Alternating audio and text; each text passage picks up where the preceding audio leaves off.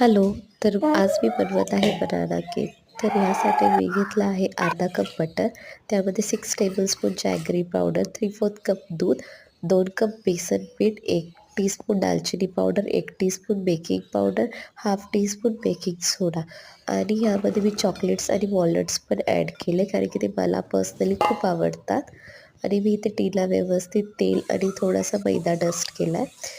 इथं बॅटर टाकून वरती मी बनाना टॉपिंग केलं आहे आणि हे मी एकदम बारीक गॅसवर प्री हीटेड पातेलं केलं होतं. एकदम बारीक गॅसवर मला पाऊण तास लागला. तुम्हाला जास्तही लागू शकतो.